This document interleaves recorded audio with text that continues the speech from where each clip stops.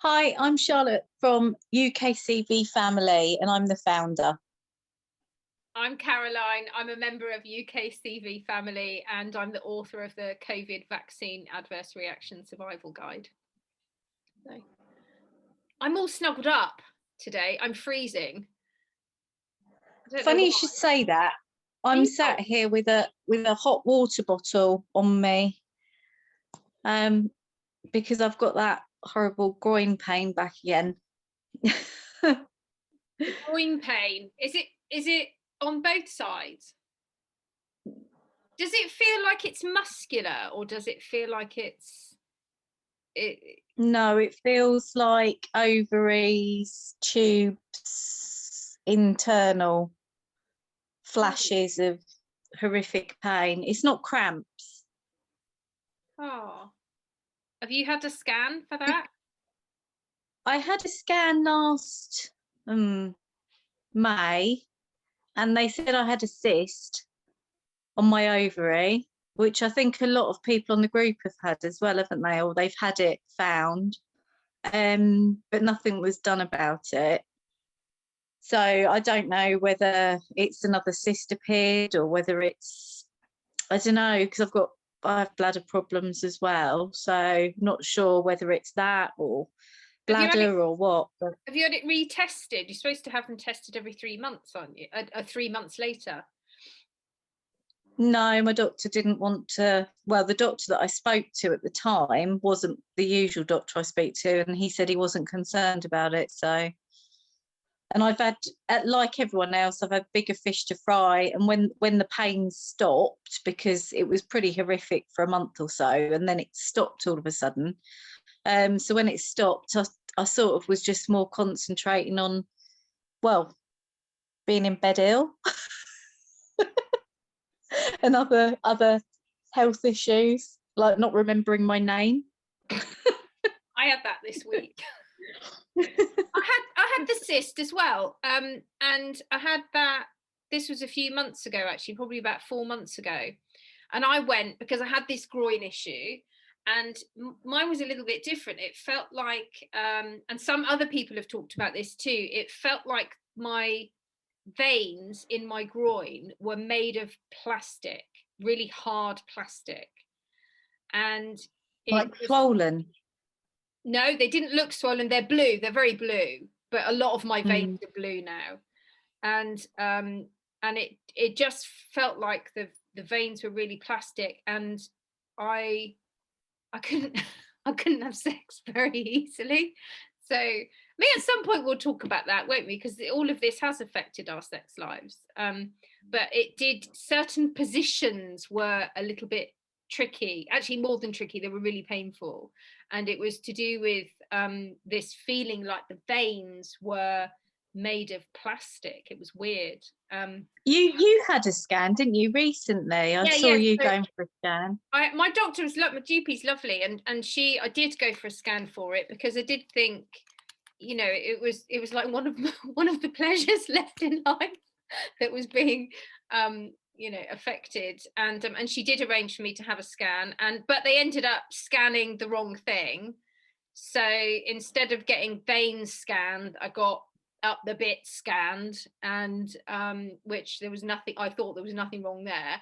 Turns out I had a cyst, same as you, but nobody told me about it. I found it out by accident 2 months later when I was looking at my records for something else, because I just thought, oh well, didn't even think there was anything wrong, but there was.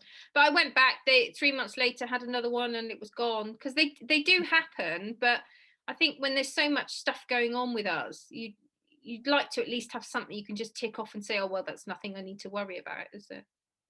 Yeah, especially when it's quite painful. But as you know, this illness kind of moves around your body, doesn't it? I feel like we talked about this last time as well. It's like you're putting out fires constantly. There's one thing to deal with after another. And this week for me, I felt that the feeling like I'm fainting, the lightheadedness, what you think is POTS. You said you think it's POTS. I feel like I think it might be part of it for you, but Yeah. When I felt like I had, you know, a pretty good run. I had a fairly good few days in the row, which I'd said last week, you know, I don't normally get that.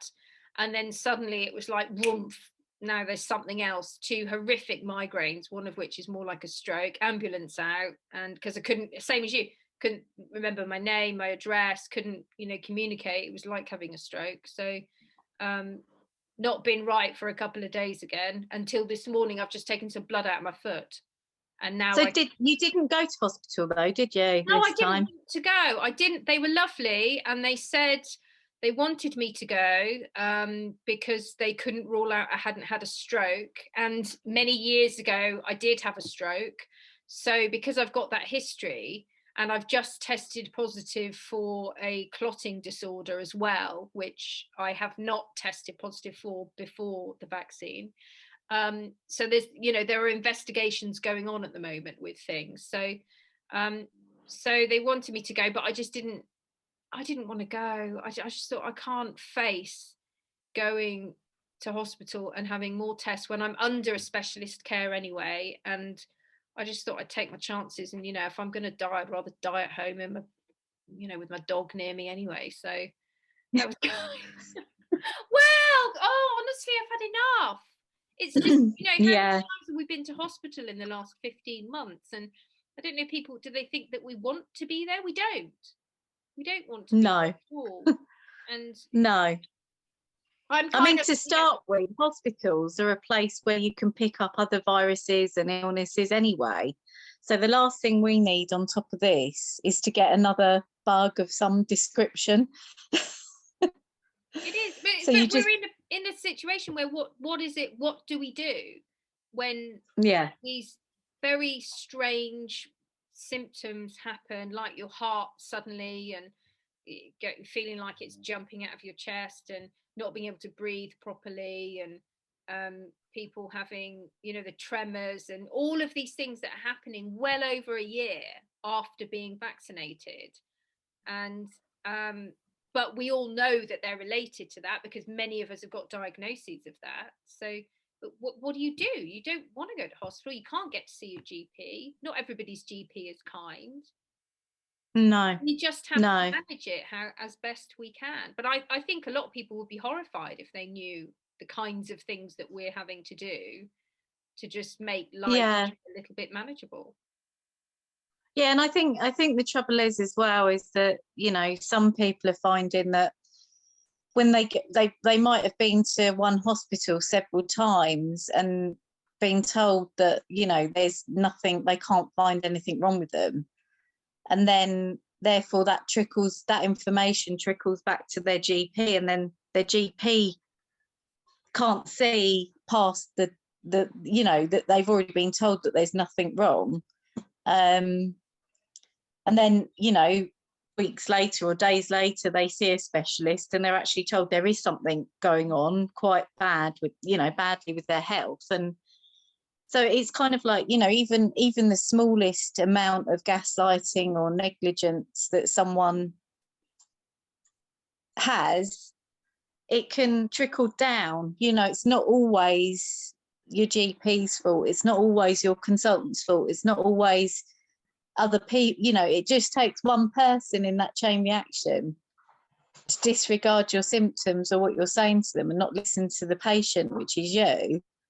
And it has this horrible avalanche effect on your care. Yeah. I mean, I say to people, you know, if you've been to one hospital more than once, then and they're not listening to you, especially in an emergency situation, go to your nearest different one. I went, people think I'm mad if I admit this, but I went to a different hospital when I at one point when I didn't feel like I was getting help, and I gave a false name and a false address. I did, and I'm laughing about it now, but at the time it felt quite upsetting to do that. But I was so desperate. I gave a different name and a different address, and but I'm a terrible, absolutely terrible liar. So that was as far as I could go. And then when they started asking me questions, they asked me what GP surgery I was registered with, and I just lost it completely because I just can't lie. And I just said, oh, can I speak to you? And I in private, and I went and spoke in the back room, and I said, oh, I'm so sorry, I've lied to you, I really apologize. I was honestly, I felt so awful. And she was lovely, and I explained why. I said, I'm just not getting any help, and I need help. And she just said, I believe you, and I will help you. I will make sure that you get help. She was lovely. And I had a bunch of tests done that I needed doing, but that's what we're kind of, you know, fairly reasonable people. We're finding ourselves doing things like giving fake names when we go to hospital because we desperately need help. Yeah. I mean, I probably should have gone to a hospital several times when I haven't. You know, the high blood pressure readings that I was getting were just horrific. You know, really high diastolic and systolic numbers, and every time you check them, you know, it's just higher and higher. And I probably should have gone, but I didn't know what they were going to do to help me. And I think the kind of the PTSD type feelings of all this are real, aren't they? You know, I mean, the way I think about it in my head is similar to you. I'd rather die in my bed at home with my doggies and my family than in a hospital waiting room. And you know, you go, for example, you ring an ambulance or you get someone to take you to A&E, and then you sit there either in the back of an ambulance or in the waiting room for hours.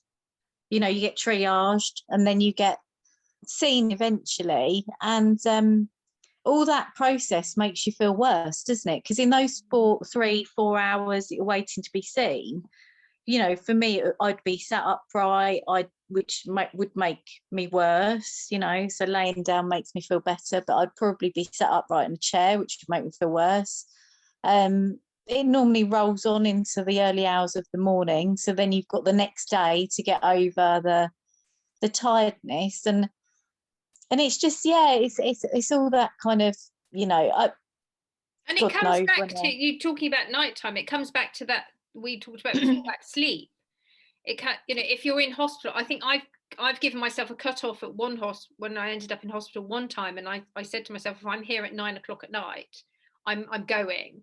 And even if I die in my bed, I'd rather, I'm just going to go. I can't be there beyond 9 o'clock. And you obviously there are cases where you need to be, but that the impact of not having any sleep while you're trying to have some tests done or waiting for a certain consultant to be there, and how that's going to affect you is, you know, that will have damage for days for people like us. It will make us much worse. But it's so difficult. You don't know what to do. And it's the same with people with long COVID or any kind of complicated full body health issue that nobody can really fully explain or treat or has the time to talk about with compassion. Yeah, because all they can really offer you in A&E is emergency medicine, isn't it? So it's, you know, get all your vital signs and statistics back down to a normal level enough to either admit you to a ward or send you home. And sometimes, you know, with things like blood pressure and these kind of like migraines, whatever you want to call them, mini stroke things that we tend to have, just being in your own bed with someone bringing you fluid regularly and checking that you're still alive, you know, and someone caring for you and just being in your own safe space, sometimes that is just as healing as being sat upright in a brightly lit waiting room, seeing people going through all sorts of horrific trauma around you. So sometimes it's not as you know, it doesn't benefit you as much, does it, to go to hospital as what it would just to try and deal with it at home. But, you know, I'm pretty sure that quite a lot of people, especially on the group and other people, like you say, that have chronic illness or undiagnosed illnesses that are multi-systemic, I'm sure they they stop going to hospital. They give up going to hospital quite often, you know. So do we need to get close? I mean, I think I'm getting a little bit closer towards this, but do we need to throw ourselves more into that state of acceptance where nobody is going to help us? But do we need to embrace that? Do we need to accept that? Because we've come very much from that nobody's going to help me kind of panic feeling, like allowing that emotion to add to our feeling of helplessness, rather than saying it. Can we say it from a position of strength? Yeah, I think so, because, you know, I mean, last year I didn't think that I'd still be here today. And even last week, when I was in bed near enough all week, there were moments where I felt like that, but I'm here and I didn't go to hospital. And you know, so I've just been doing the things, you know, I've got the medication that I'm given, etc., and the other things I'm doing at home to help myself. So I'm here still. So, you know, no one knows what the future brings, do they? None of us can guarantee that we're going to be around tomorrow, whether you're healthy or not. There are things in life that you just can't predict, and you know, worry is present for a good reason, because worry stops us from doing things that are bad for us, bad for our health, but only in a certain amount. And I think once you let go of that worry and that fear for the future, and you just stay more kind of like, even if it's just, how do I get through this next half an hour? How do I get through the next hour? How do I get through this day? I think that's, you know, you live in the moment, and that's how you cope with these things. And then you don't panic so much that there's no real, you know, we know, don't we? There's no, everyone out there at the moment, all the scientists and researchers that are looking into things like long COVID, even COVID still, vaccine injury, ME, CFS, fibromyalgia, all these sorts of things, they haven't got the answers yet.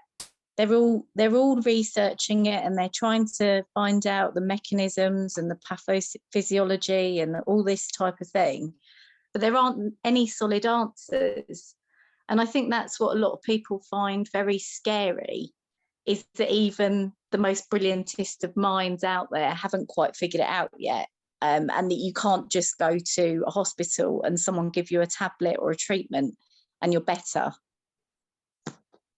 So we need to move much more into that role of acceptance. And it's hard. It's really hard. One of the, I think there was an exercise I put in my book, actually, that involved thinking back on things that we'd done in our pasts where we'd overcome, it was related to stress, that was it. Times where we'd overcome stress and what we did to overcome that in our lives. And maybe this is something, so that can be applied to this as well. It's like, let's think back to times in our lives where we felt perhaps we were really sick, or something really, really traumatic, something happened to us that made us feel like I might die, like the possibility of dying seemed quite real then. Maybe most people haven't had that, I don't know. I feel like I feel like a cat. I feel like I've had 9 different, I do, I've said that. I feel like I've not died 9 times now with one thing or another. So if we think back to those kinds of things and think, well, actually, you know, I nearly died then, but I didn't, and I'm still here. So maybe we can try and apply some of that energy to this situation as well. Yeah, I think so. I mean, I did a little post last night on the group talking about your book, actually. It's the page in the middle where you've printed out "You are safe." And I just invited the group to kind of post what their fears are now, without offering any advice or any "you're going to get better" or any words of wisdom or pearls of hope. It was just literally, just put it down, just write it down. What are your fears, you know? And a lot of people's fears are about their future. You know, it's all about, you know, am I going to be around to see my children do this? You know, is this condition going to get worse? you know, who's going to help me? You know, what happens if I'm, you know, I'm failing my family? How do I provide for them when I'm this ill? And they're all things that no one has the answer to, which adds to the fear, doesn't it? But the trouble is, I think most people will immediately come back with, oh, you're going to get better. It's all right. You'll do that again. You know, you don't need to worry about that. You know, you know, you're not.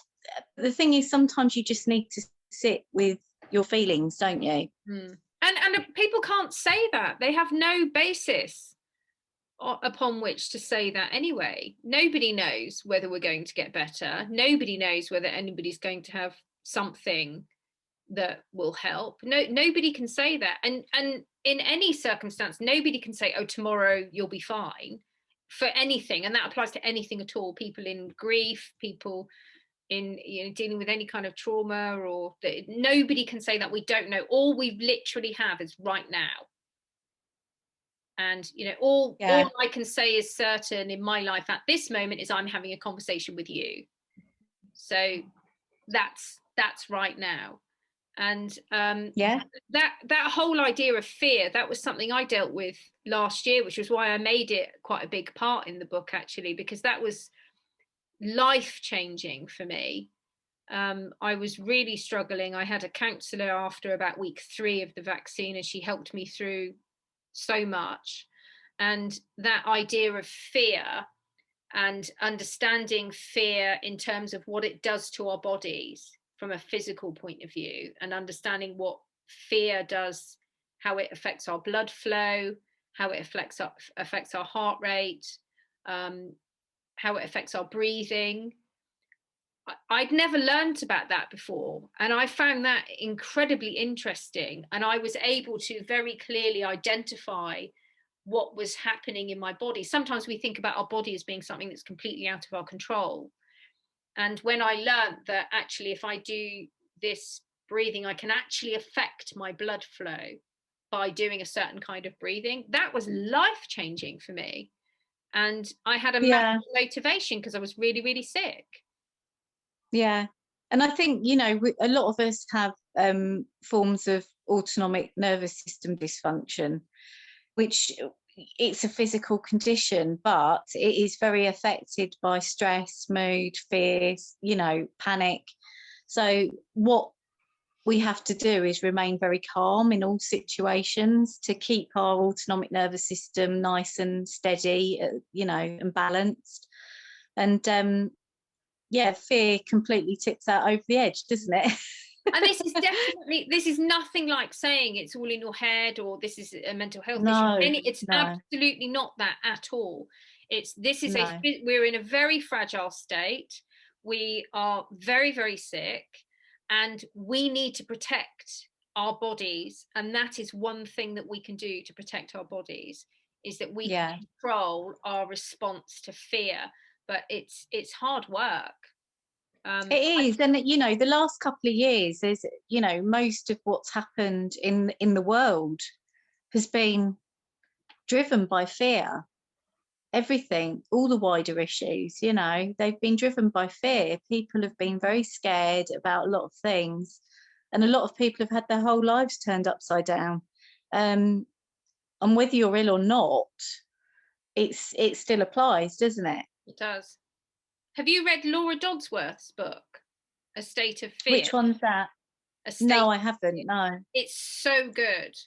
Really good. I read that last summer, and regardless of this particular situation and the COVID situation, I thought it was very helpful for everybody to know about the future, and to protect our society from ever getting into a state where we are ruled by fear again. I thought it was the kind of book that should be studied in schools, actually.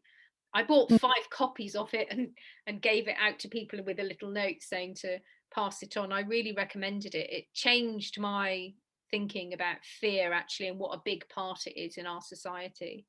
Yeah, and you know what surprises me is, or has surprised me over the last year since I became ill, is, you know, you've got both sides of the situation and all different opinions still in fear, and one side, the kind of like one side is in fear about the whole pandemic and what it's doing, etc., and the other side is more in fear about what that is doing to society and our freedoms and things like that.